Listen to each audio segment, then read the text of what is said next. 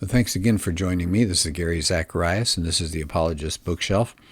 I want to go back to Summit Ministries, one of their books. This is called Understanding the Times, part of a series. Jeff Myers and David Noble are the authors. And this book is wonderful. It's a guide to understanding ideas and forces that shape our times. And it's a look at how Christians, in our worldview, how we compare with other major worldviews of our day, Islam and secularism and Marxism, new spirituality and postmodernism. So it's a wonderful way to understand the ideas that are ruling our world. We need to understand this. We've got to engage with the world around us. We can't just sit isolated somewhere. And so I wanted to go through the chapter that did talk about secularism. That's one of the worldviews we're facing as Christians today. The authors point out that we've got worldview conflicts today in Western civilization. We're hit from all sides, different people saying ours is right and yours is wrong. And they said the story of Western civilization that was taught until fairly recently said that the best aspects of the West resulted from the Christian worldview, especially the understanding of things like morality and human value and economic freedom. But along comes secularism. It challenges that narrative. It tells another story. And actually, it claims credit for the best things about our Western world, and it lays the blame for a lot of the worst aspects at Christianity's feet.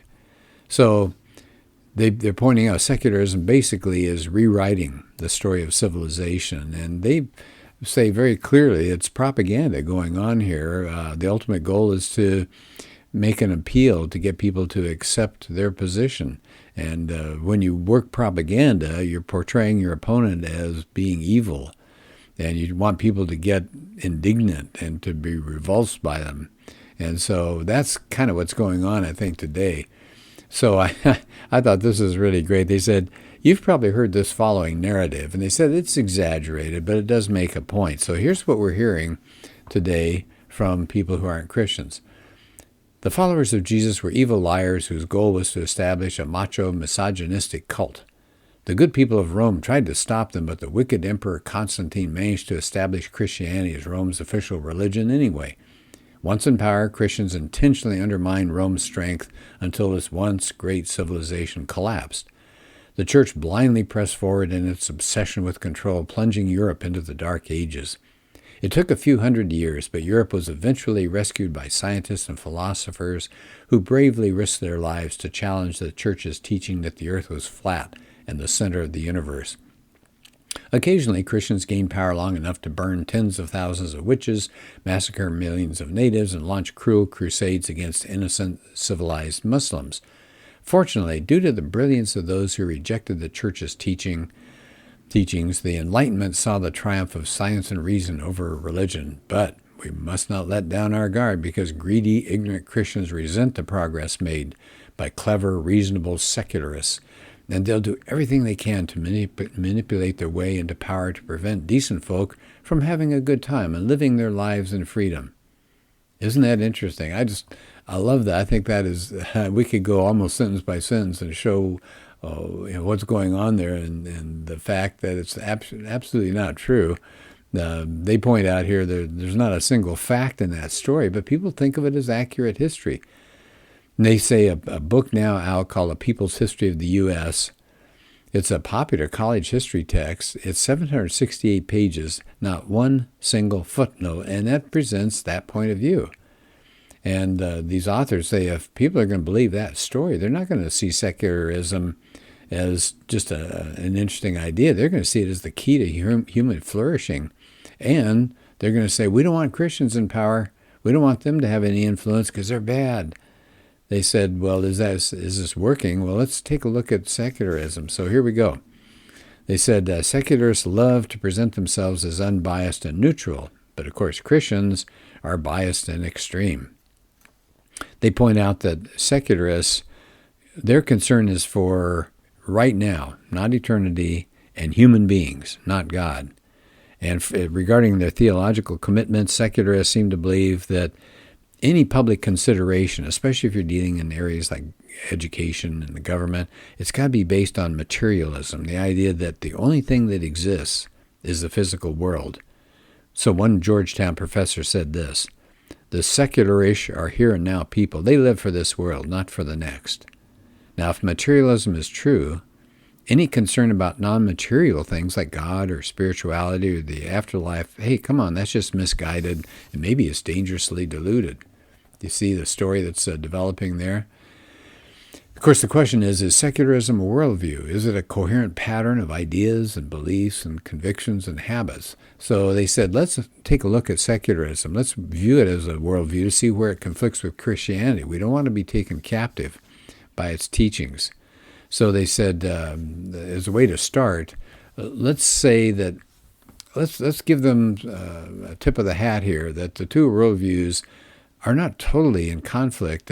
Secularists share a concern with thinking Christians about the direction that our country is headed. So that's good. We can share some common ground there. But when you understand why America seems to be going in a bad direction, what should be done about it, then the answers are completely different. So here we go. We're going to take a look at the history of secularism in this book, examine whether it really is a coherent worldview, and look at its aims and methods. So here comes the section, History of Secularism in America. They say if you go back to people like Jefferson and Franklin, they were deists, and they did believe in a basic morality of the Christian God, but they didn't believe in his direct, miraculous involvement in the world. So doctrines that were considered divisive, like the Trinity, were just tossed. Now, secularists are going to say these American founders were on the search for a civic religion, not something to save people. And so that's why they got rid of the idea of God in the Constitution. So the seeds of deism back there in the 18th and 19th centuries has come to full bloom in the 20th century and on to today, where America's universities, unfortunately, and then popular culture. And somebody said, this is a sociologist, he said, this is a purposeful movement. He said the secularization of the public order was a result of an intentional program by secular activists. These were people who were skeptical, free-thinking, agnostic, atheist, or theologically liberal, and they were in knowledge production occupations. That's an interesting way to put it. Of course, that might include higher education. They espoused materialism, naturalism, positivism, and privatization or extinction of religion. And they did a great job changing the understandings of science and higher education and primary and secondary education, public philosophy, and things like that. It was intentional. So how to get going? How to get going here in our country? Well, they move along. In the 30s, you had a group of atheist and agnostic professors, including John Dewey, recognize that name, and they wrote and signed a document called the Humanist Manifesto. That was in the 1930s. It got updated 40 years later. People like Francis Crick signed it and B.F. Skinner. They even had a third version, and he put those all together, and they had one central theme. It excluded belief in God and traditional religion. They all agreed to focus on the needs of this age and ways to advance humanity rather than being concerned about God. So they've often been called secular humanists. So where is secularism influential today? Well, it's sad. It's unfortunately because of colleges and universities, and I teach at a college, and I can see it around me. They said, one author said, there's practical atheism in much of these colleges. Said secularists have a preoccupation with science, and so researchers who have examined the presence of religion on college campuses have found that the greatest influence of secularism is in humanities and the social sciences. That's interesting. They embrace the whole idea of science will drive out superstition hypotheses. So we're seeing a lot of proselytizing, a lot of propaganda, attempts to sway students. And we see it around us. We see students full of emotions about things, but not full of knowledge. So it seems to be working pretty effectively, unfortunately. Is secularism actually a worldview?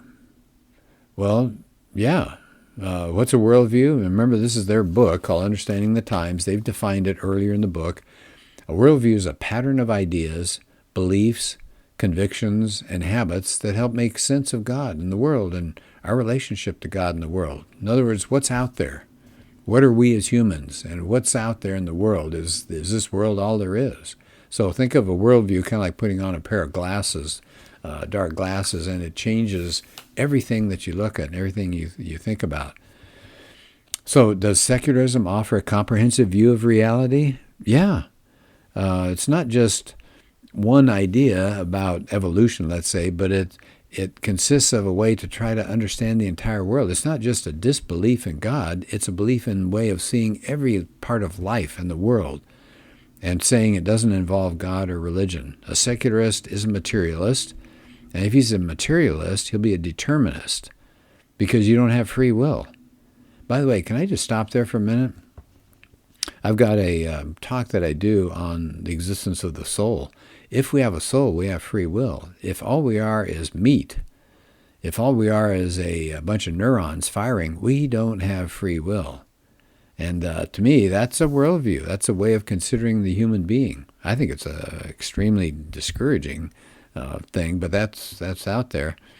So secularism does pass the first test of being a pattern of ideas, of beliefs, and convictions and habits. What about the second part of a criticism? Oh, well, we don't believe in God, therefore we're not religious. And being secular is a rejection of religion, and that's a worldview. He says, well, wait a minute. Secularism does imply the rejection of a supernatural religion, but not all religion is supernatural. So what is a religion? How is it defined?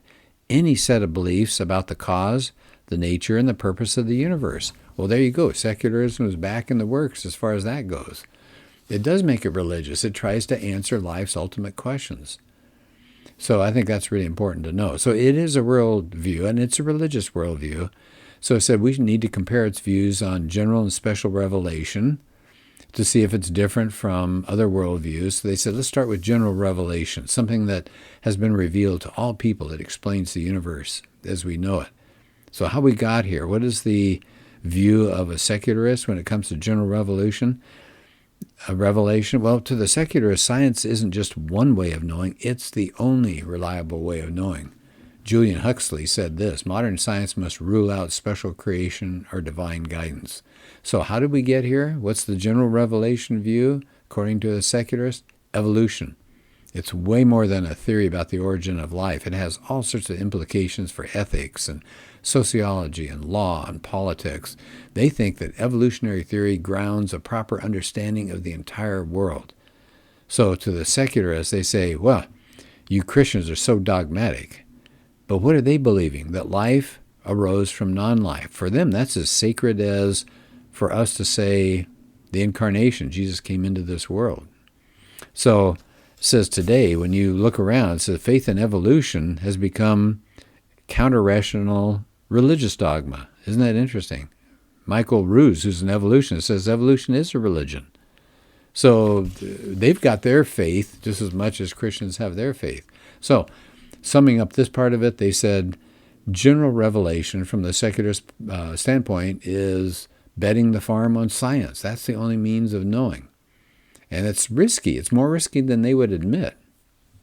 One person did an introduction to Darwin's Origin of Species. He said this, the fact of evolution is the backbone of biology, and biology is thus in the peculiar position of being a science founded on an unproved theory. So then, is it science or a faith? Belief in the theory of evolution is exactly parallel to belief in special creation. Both are concepts which believers know to be true, but neither up to the present has been capable of proof. Isn't that interesting? So secularism says it's scientific, but it's based on faith, just as much as special creation would be for Christians. Well, then what about special revelation? Where do the secularists turn for their direction? The Christians, of course, say the Bible is God's special revelation. But what about the secularists? What are their sources of revelation? Said you're probably going to get a list something like this. Thomas Paine's book, Age of Reason, Darwin's book, Origin of Species, Nietzsche, Genealogy of Morals, Freud, John Dewey, Bertrand Russell, and a couple of others. So says you can add to that maybe the new atheists, Dawkins and Harris and Dennett and Christopher Hitchens.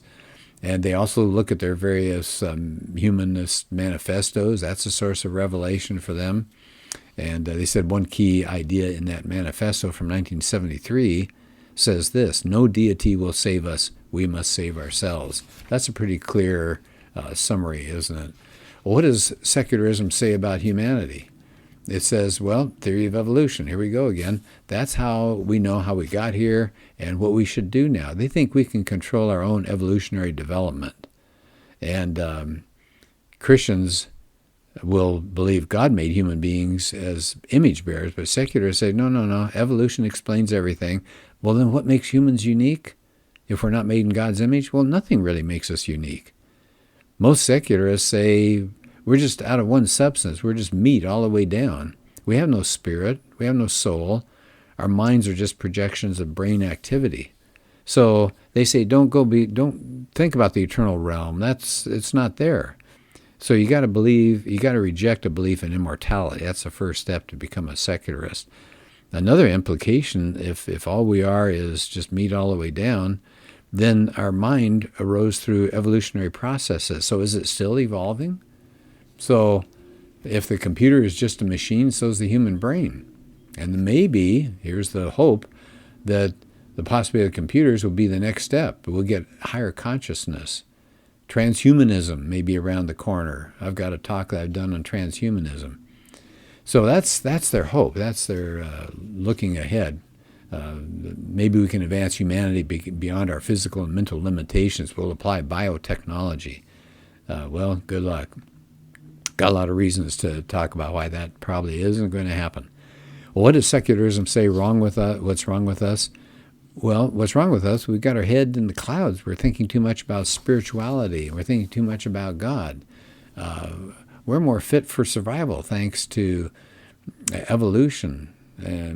But catch is, of course, evolutionists are kind of concerned about the whole survival of the fittest thing. So what's keeping us from getting where we need to be? People aren't enlightened about the inevitability of human progress along these secular lines of reasoning. That people are taking us backwards. The major cause, this is interesting, here's the president of the American Humanist Association. He says it's no secret that a major cause of this regression is the religious right. There we are. And it says it's driven by a small minority, extreme in its views, well-funded, organized, and fueled by a fear of modernity. Okay, so the impression, of course, is that religious people, especially evangelical Christians, are bad. Secularists are good. There's that old story again. Everything bad in America is the fault of religion, especially Christianity. So, what do secularists say about how we should live? Well, there's no absolute moral code because there's no God. So that's gone. We can throw that out. So we just have to trust that we can come up with these things. Somebody says human beings are quite capable of setting up systems and then operating within them. Well, that's not true. Let me just point out something here. There's an article by Arthur Leff, who is a Yale law professor, and he says we have tried and tried and tried from a human perspective to come up with systems that would set up morality. And he said we've failed, and yet he's not a Christian, and he's very discouraged about the whole thing. So Christians say ethical laws have been planted in us, and if you just try in a society to come up with that, what are we going to get? We're going to get people saying, well, who are you to tell me? So you say, well, the United Nations came up with this list. Who cares? So interesting. I will close off this chapter here, but it says, toward the end here, it says there are evidence of growing doubt about secularism, and that could really damage its foundations. That says Christians and others may find some of these arguments intimidating, but we don't have enough reason to concede to them. So I think that's a really good point. Well, what's been going on lately? Well, let's just take one example. Thomas Nagel, he wrote a book called Mind and Cosmos recently, and he stunned the academic world. This guy was a humanist from the get-go, but he's rejecting materialist explanations. He said, it's highly implausible that life as we know it's the result of a sequence of physical accidents together with the mechanism of natural selection. He said, if evolutionary biology is a physical theory, as it's taken to be, then it can't account for the appearance of consciousness and other phenomena that are not physically reducible. Wow. So there he comes along with, and other people have come along with him and said, not so fast. They got some problems with secularism. Well, I will stop at that point. We're about near the end of the chapter, and I'm running a little long on this podcast. But again, a book that's meaty, it's good, it's helpful. It's called Understanding the Times. So thanks for being part of this podcast. Talk to you later.